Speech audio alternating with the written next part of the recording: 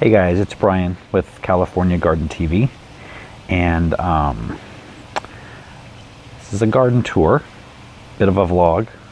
I had planned on filming a garden tour today, but this week's been a bit difficult for our community, and I'm filming this garden tour under a cloud of smoke and a cloud of sadness.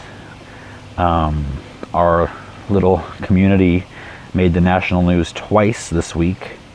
One for the wildfires that are racing across Southern California and Northern California, actually. And then another for the mass shooting in Thousand Oaks a couple days ago. It's about 15 minutes from here.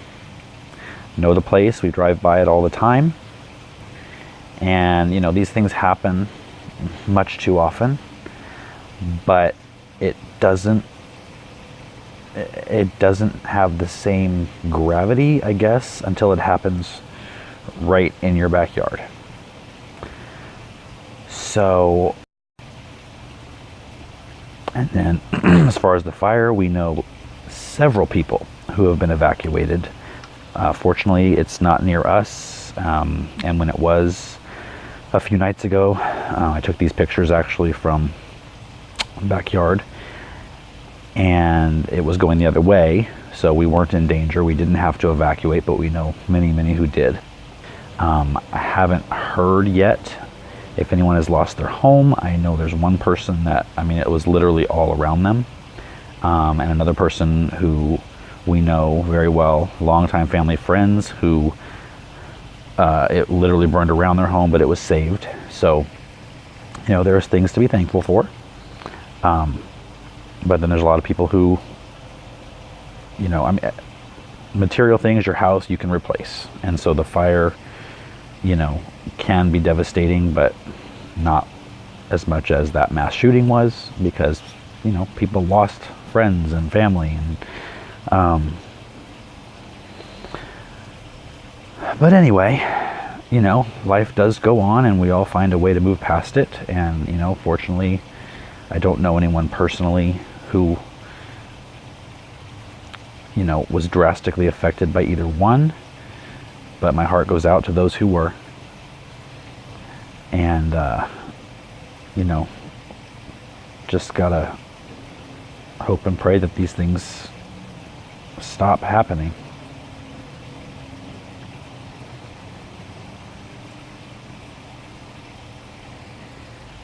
But I did want to take you on a little tour of the backyard. The smoke is a little bit clearing away.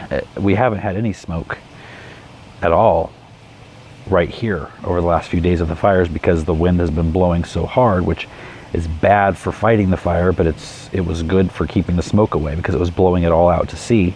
But now that the winds have died down for today, the smoke's kind of making its way over here. It's not bad. It's not like it was last year. But anyway, the lighting might be a little weird. I don't know how that's looking. But I'm going to flip the camera around and take you on a little tour and show you, well, first of all, with the tropicals, they've been completely decimated. At least, you know, some of the taller ones, the bananas and such, and the palm trees, the wind has just shredded them. And in the vegetable garden, there's new things I don't think you've seen, and then I'll show you my plans for what I'm going to be doing. There's a water dropping airplane coming over right now. So anyway, I'll turn the camera around and let's take a bit of a tour. So there's a couple things that are actually fresh. The aloe, this huge aloe right here, has quite a few bloom spikes it's putting on. So those are kind of cool.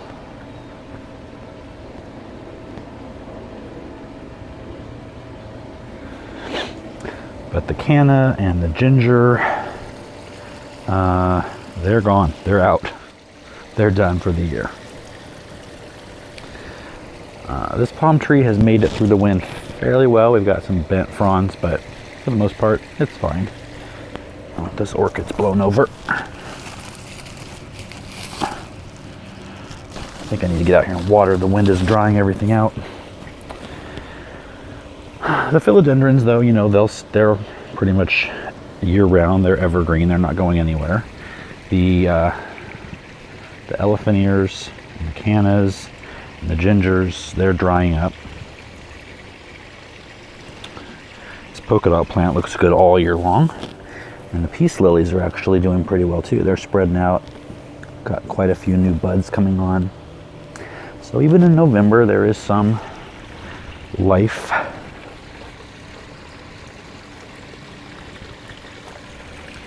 Yeah, this palm tree has just been beaten up.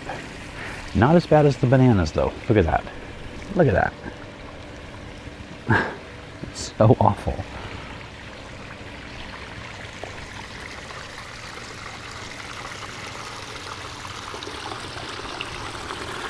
Water hyacinths.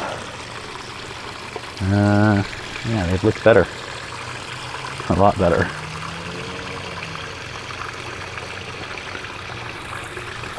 And then the anthuriums, they're doing good. They'll last about, I don't know, I don't think they would last all year. Obviously, if we had a frost, they wouldn't. I took them in under the patio cover last year in the wintertime, and they did fine. Even when we did have a frost, but you know, they were under cover, so they were okay. I might pot them and take them in the house though, because they actually look really nice.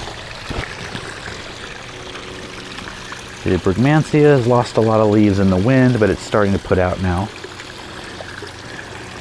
And I'd say within a month or so, all these leaves are going to be off of the plumerias.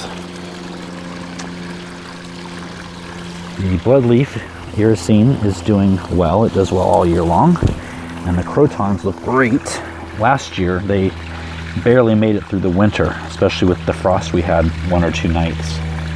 So I think I'm just going to cover them up this year. I'm not going to dig them up because I think that stunted their growth last year. So I'm going to keep them in the ground, but I'm going to cover them.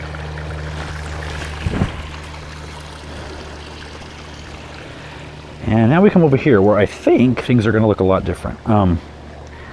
We had the raised bed here before up on legs that I did a vlog about and why that wasn't working. It's now legless, and over here next to its twin. And I have a video that I filmed. I'm actually in the middle of editing it right now, of planting this out with the different cool season crops. So that'll be coming out very soon.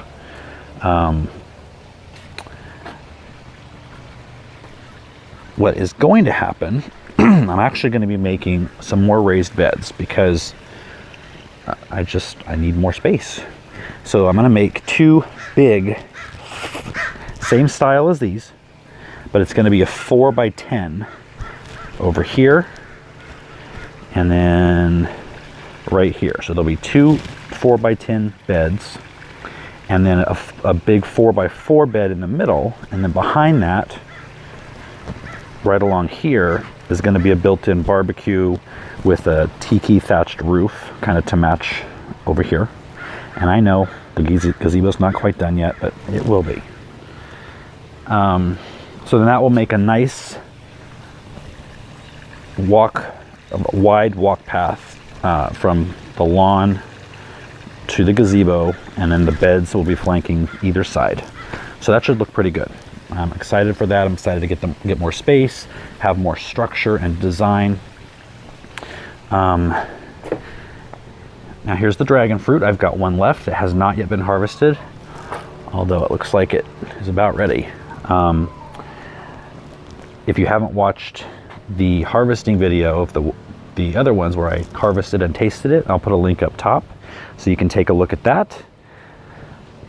And I'm not going to spill the beans on how it tasted. You'll have to go watch that video. Another thing I wanted to show you is the strawberry tower and the lettuce that we planted in a previous video. I'll put the link up top on that one. It's a cut and come again lettuce. It's filling in really nicely. I should be able to harvest probably maybe a week from now. And then the strawberry tower, we've got some blooms, we've got some berries.